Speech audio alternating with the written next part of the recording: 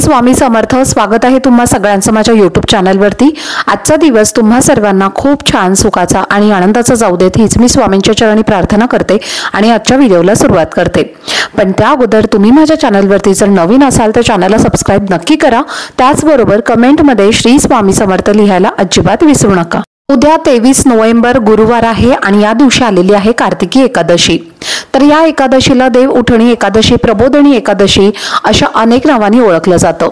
तर या दिवशी भगवान श्री हरी विष्णू जे आहेत तर ते 4 महिन्याच्या झोपेनंतर किंवा योग निद्रेनंतर जागे होत असतात आणि म्हणूनच या एकादशीला देव प्रबोधनी किंवा देव उठणी एकादशी असं म्हटलं जातं। तर या 4 महिन्यापासून आपले जे काही मंगल कार्य असतात, विवाह असतात किंवा कोणत्याही प्रकारचे जे काही शुभ कार्य असतात तर ते या दिवसापासून सुरू होत असतं। कार्तिक महिन्यातील शुक्ल पक्षातील एकादशी ही देव प्रबोधनी एकादशी म्हणून साजरी केली जाते। तर पहा, कार्तिकी एकादशीच्या दिवशी असंख्य भाविक जे आहेत तर ते पंढरपूरला वारीसाठी जात असतात आणि तिथे जाऊन माऊलींचं दर्शन हे घेत असतात। इतकं महत्त्व या एकादशीला असतं आणि इतकी मोठी एकादशी ही मानली जाते। तर ही एकादशी इतर एकादशींपेक्षा खूप महत्त्वाची आणि मोठी असते आणि म्हणूनच या एकादशीचं व्रत जे आहे तर ते आपल्याला या दिवशी आवर्जून करायचं असतं। हे व्रत केल्यामुळे आपल्या ज्या काही पाप असतात किंवा आपल्या हातून जे काही कळत न कळत पाप घडलेली असतात तर त्यातून आपल्याला मुक्तताही होत असते। त्याचप्रमाणे या दिवशी आपल्याला काही विशेष उपाय सेवा सुद्धा करायच्या असतात, कारण हा दिवस अतिशय शुभ आणि अतिशय महत्त्वाचा असतो। आपण या दिवशी जे काही उपाय सेवा करत असतो तर त्याचं जास्तीत जास्त फळ आपल्याला लगेचच प्राप्त होत असतं। आजच्या व्हिडिओमध्ये तुम्हाला मी एक अतिशय महत्त्वाचा उपाय सांगणार आहे किंवा तुम्ही याला सेवा सुद्धा म्हणू शकता। तर आपल्याला अन्नपूर्णा देवीला एक वस्तू अर्पण करायची आहे। ही वस्तू जर आपण अन्नपूर्णा देवीला अर्पण केली तर रात्रीतून आपलं नशीब जे आहे तर ते बदलून त्याचा भाग्योदय होईल आणि पुढील 7 पिढ्या आपल्याला काहीच कमी पडणार नाही। धनधान्य, समृद्धी, ऐश्वर्य सर्व काही टिकून राहील असा हा अत्यंत प्रभावशाली उपाय तुम्हाला मी आजच्या व्हिडिओमध्ये सांगणार आहे। त्यामुळे व्हिडिओ हा स्किप न करता शेवटपर्यंत नक्की पहा, जेणेकरून तुमच्यापर्यंत योग्य ती माहिती पोहोचेल। अन्नपूर्णा या शब्दाचा अर्थच असा होतो की अन्नाने भरलेली देवी। आपल्या हिंदू धर्माची देवता, हिंदू धर्मामध्ये आपल्याकडे भक्ती आणि अन्नाचा नैवेद्य दाखवणं याला अतिशय महत्त्व दिलं जातं। त्यामुळे देवी अन्नपूर्णा जी आहे तर ती अतिशय लोकप्रिय देवता मानली जाते। अन्नपूर्णा देवी जी आहे तर ती पार्वतीचा अवतार आहे असं सुद्धा म्हटलं जातं। तिने वाढलेली भिक्षा स्वतः शिव आणि पूर्ण विश्व जो आहे तर तो तृप्त आणि परिपूर्ण होत असतो। तर अशी ही आदिशक्ती अन्नपूर्णा या नावाने प्रसिद्ध झाली आहे आणि तेव्हापासूनच या अन्नपूर्णा देवीला एक विशेष महत्त्व दिलं जातं। जेव्हा पण आपण हिंदू धर्मामध्ये मुलींचं लग्न होत असतं तर मुलीचं लग्न झाल्यानंतर जेव्हा मुलगी सासरी जात असते तेव्हा मुलीसोबत तिचे आई वडील एक अन्नपूर्णा देवीची मूर्ती जी आहे तर ती देत असतात, जेणेकरून तिला सासरी गेल्यानंतर अन्नपूर्णा रूपाने ती त्या घरामध्ये प्रवेश करावी आणि त्या घरामध्ये धनधान्य, ऐश्वर्य ज्याची कधीही कमतरता पडू नये अशी त्यामागची कथा आहे। आणि म्हणूनच आपल्या प्रत्येक घरामध्ये अन्नपूर्णा देवी ही असलीच पाहिजे। नसेल तर ती तुम्ही नक्की आवर्जून आणा आणि तिची स्थापना करा। तर तिची काही विशिष्ट तिथीने आपण पूजा विधीही करत असतो। जेव्हा काही अशा विशिष्ट तिथी असतात तर असे जे काही महत्त्वाचे दिवस असतात तर त्या दिवशी आपल्याला अन्नपूर्णा देवीची पूजा करायची असते। म्हणजे देवी जी आहे तर ती जागृत अवस्थेमध्ये राहत असते आणि जागृत राहिल्यामुळे त्या घरामध्ये तिचा वास सुद्धा अखंड राहत असतो आणि त्या घरामध्ये कधीही अन्नधान्याची कमतरता सुद्धा पडत नाही। पण ज्या घरामध्ये देवांच्या ज्या मूर्ती असतात त्या मूर्त स्वरूपामध्ये असतात तर त्यांच्या सुद्धा आपल्याला विशिष्ट तिथीला सेवा आणि उपाय हे करायचे असतात।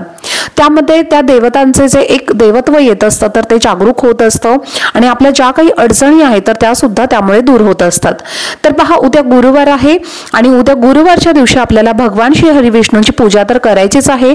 त्यावरचा सुद्धा डिटेल व्हिडिओ तुमच्यासोबत मी ऑलरेडी शेअर केलेला आहे। तुम्ही जर तो व्हिडिओ पाहिला नसेल तर चॅनलवरती नक्की व्हिजिट करून तो तुम्ही नक्की बघा। तुम्हाला त्याच्याने नक्कीच खूप फायदा होईल आणि तुमच्यापर्यंत योग्य ती माहिती सुद्धा पोहोचेल। तर पहा, ज्या घरामध्ये भगवान श्री हरी विष्णूंची पूजा होते तर त्या घरामध्ये माता लक्ष्मी सुद्धा कायम वास करत असते आणि ती ते घर सोडून कधीही जात नसते। त्यामुळे आपल्याला भगवान श्री हरी विष्णूंना प्रसन्न करून घ्यायचं असेल तर माता लक्ष्मीची पूजा करायची असते। त्याचप्रमाणे आपल्याला अन्नपूर्णा देवीची सुद्धा पूजा ही उद्याच्या दिवशी करायची आहे। तर तुम्हाला सर्वप्रथम उद्या सकाळी लवकर उठायचं आहे, आंघोळ वगैरे करायची आहे। आंघोळीच्या पाण्यामध्ये तुम्हाला काय वस्तू टाकायची आहे त्यावरचा सुद्धा डिटेल व्हिडिओ तुमच्यासोबत मी शेअर केलेला आहे, तुम्ही तो नक्की बघा। आता आंघोळ केल्यानंतर अर्थातच आपल्याला आपली देवपूजा करायची आहे। पंचोपचारे आपल्या बाळकृष्णांना म्हणजेच भगवान श्री हरी विष्णूंना आपल्याला अभिषेक घालायचा आहे। तुमच्याकडे जर विठ्ठल रुक्मिणीची मूर्ती असेल तर तिला सुद्धा तुम्हाला पंचोपचारे अभिषेक घालायचा आहे। त्यासोबतच जर तुम्ही स्वामींना गुरु मानत असाल तर त्यांना सुद्धा आपल्याला प्रत्येक गुरुवारी अभिषेक हा घालायचा असतो। त्यासोबतच आपल्याला त्यांना पिवळ्या रंगाच्या वस्तू ज्या आहेत तर त्या आपल्याला अर्पण करायच्या आहेत, किंवा कारण की पिवळा रंग जो आहे किंवा पिवळ्या रंगाच्या ज्या वस्तू आहेत जसं की फूल झालं, प्रसाद झाला, नैवेद्य झालं, तर या सगळ्या ज्या गोष्टी आहेत किंवा पिवळ्या रंगाच्या ज्या वस्तू आहेत तर त्या भगवान श्री हरी विष्णूंना अतिशय प्रिय आहेत। त्यामुळे आपल्याला जर काही तुमच्या यथाशक्तीनुसार जे काही तुम्हाला शक्य आहे तर ते तुम्हाला अर्पण करायचं आहे।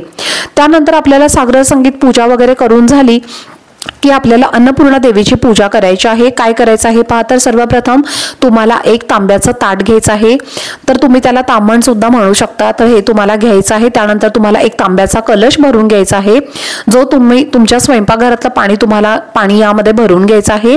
त्यानंतर तुम्हाला त्यावरती थोडंसं कुंकू टाकायचं आहे।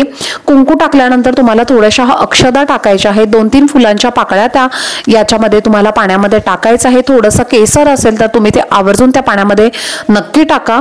आणि अन्नपूर्णा देवीची जी मूर्ती आहे तर तिच्यावर तुम्हाला या पाण्याने अभिषेक करायचा आहे। अभिषेक करत असताना तुम्हाला काय तुमच्या मनामध्ये ओम श्री अन्नपूर्णा देवे नमः या मंत्राचा कंटिन्युअसली तुमच्या मनामध्ये तुम्हाला जप करायचा आहे। आणि अशा पद्धतीने तुम्हाला अन्नपूर्णा देवीच्या मूर्तीवरती अभिषेक करायचा आहे। त्यानंतर पुन्हा एकदा तुम्हाला स्वच्छ पाण्याने मूर्तीवरती अभिषेक करायचा आहे। मूर्ती तुम्हाला छान व्यवस्थित पुसून घ्यायची आहे। त्यानंतर तुम्हाला एक तांब्याचा ताट घ्यायचा आहे आणि त्यानंतर तुम्हाला त्या ताटामध्ये किंवा त्या तामणामध्ये तुम्हाला अन्नपूर्णा देवीची मूर्ती ठेवायची आहे। तुम्हाला त्याच्यावरती हळदी कुंकू अर्पण करायचं आहे, फूल अर्पण करायचं आहे आणि त्याचबरोबर तुम्ही फुलांच्या पाकळ्या सुद्धा अर्पण करू शकता। तर अशा पद्धतीने तुम्हाला स्वस्तिक जे आहे तर त्या सर्वप्रथम तुम्हाला तामणामध्ये काढायचं आहे।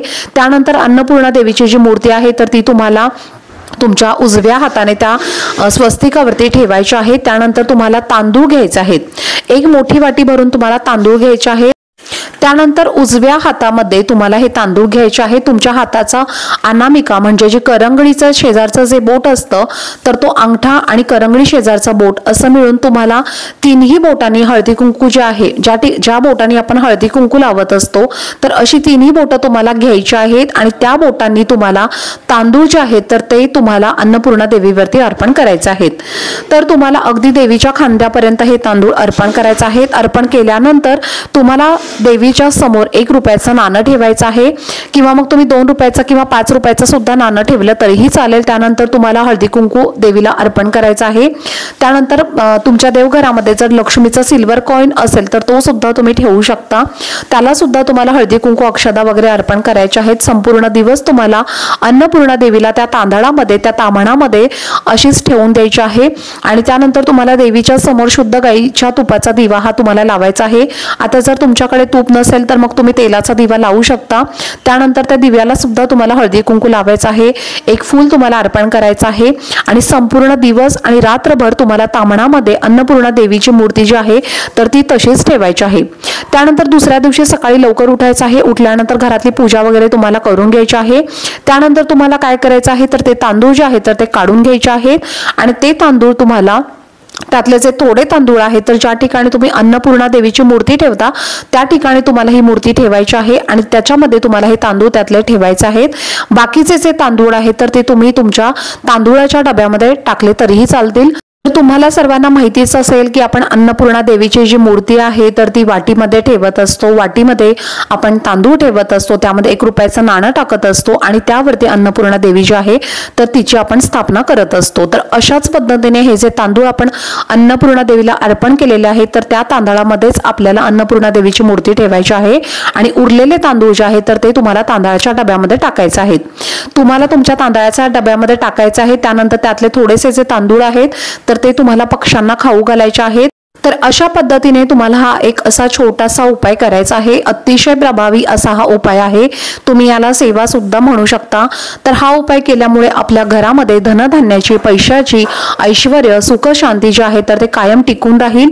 तर अशा पद्धतीने तुम्ही उपाय उद्याच्या दिवशी नक्की आवर्जून चला, झालेली सेवा ही मी स्वामी महाराजांच्या चरणी अर्पण करते। आजचा व्हिडिओ जर तुम्हाला आवडला असेल तर व्हिडिओला जास्तीत जास्त लाईक, शेअर आणि चॅनलला सबस्क्राईब नक्की करा। भेटूयात पुढच्या व्हिडिओमध्ये, तोपर्यंत सर्वांना श्री स्वामी समर्थ।